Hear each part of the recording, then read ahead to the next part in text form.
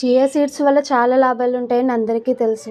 అయితే సమ్మర్‌లో మన బాడీలో ఉన్న వేడిని తగ్గించడానికి కూడా బాగా ఉపయోగపడుతుంది. అలాగే డైట్ చేసే వాళ్ళకి కూడా మెయిన్ థింగ్ ఇది. ఇందులో ఫైబర్ ఎక్కువగా ఉండడం వల్ల మనలో ఉన్న చెడు కొలెస్ట్రాల్ కూడా బాగా కరుగుతుంది. చియా సీడ్స్‌తో ఇంకొంచెం హెల్తీగా ఎలా ప్రిపేర్ చేసుకోవాలో ఒకసారి చూసేద్దాం. ఇక్కడ నేను నైట్ 3 స్పూన్స్ చియా సీడ్స్ నానబెట్టుకున్నాను. మాక్సిమం 2 అవర్స్ నానాలి. ఓవర్ నైట్ సోక్ చేసుకుంటే ఇంకా మంచిది. ఇందులో నేను ఇప్పుడు చిలికిన పెరుగు గానీ లేదా గట్టి పెరుగు గానీ వేసుకోవచ్చు. మరీ పలుచగా ఉండకుండా చూసుకోండి. ఎందుకంటే మనం తినే కన్సిస్టెన్సీ ఉండాలన్నమాట. ఇప్పుడు ఇందులో నేను ఇక్కడ కొన్ని వెజ్జీస్ అయితే వేసుకుంటున్నాను.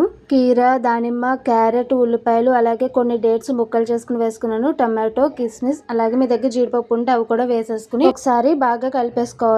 ఇప్పుడు ఇందులో మీ దగ్గర తెల్ల శనగలు అంటారు కదా, కాబూలి శనగలు, అవి ఉడకబెట్టైనా వేసుకోవచ్చు లేదా మామూలు శనగలైనా వేసుకోవచ్చు. అవి కూడా ఉడకబెట్టుకుని వేసుకోవాలి. ఇప్పుడు అందులో రుచికి సరిపడా సాల్ట్, అలాగే కొద్దిగా చాట్ మసాలా కూడా వేసుకుని ఒకసారి బాగా కలిపేసుకోవాలి. దీని టేస్ట్ ఇక్కడితో అయిపోలేదండి. ఇది ఇంకొంచెం టేస్టీగా ఉండడం కోసం ఇందులోకి తాలింపు పెట్టుకుందాము. ఇప్పుడు కొద్దిగా ఆయిల్ వేసుకుని ఆయిల్ వేడెక్కిన తర్వాత మినపప్పు, ఆవాలు, జీలకర్ర, పచ్చిశనగపప్పు వేసుకోవాలి. ఇప్పుడు కొద్దిగా ఎండుమిర్చి, అలాగే కొద్దిగా కరివేపాకు కూడా వేసుకోవాలి. ఇది ఇంకొంచెం టేస్టీగా ఉండడం కోసం చిటికెడు ఇంగు కూడా వేసుకుంటే చాలా బాగుంటుంది. ఇప్పుడు ఈ తాలింపు అంతా వేగిపోయిన తర్వాత ఈ పెరుగులో వేసుకుని ఒకసారి బాగా కలిపేసుకోవడమే. మీకు సాల్ట్ సరిపోతే ఇంకొంచెం యాడ్ చేసుకోవచ్చు. ఇది ఒక కప్పు తింటే చాలండి. కడుపులో ఎంతో చల్లగా, అలాగే కడుపు నిండిపోయినంత ఫీలింగ్ కూడా వస్తుంది.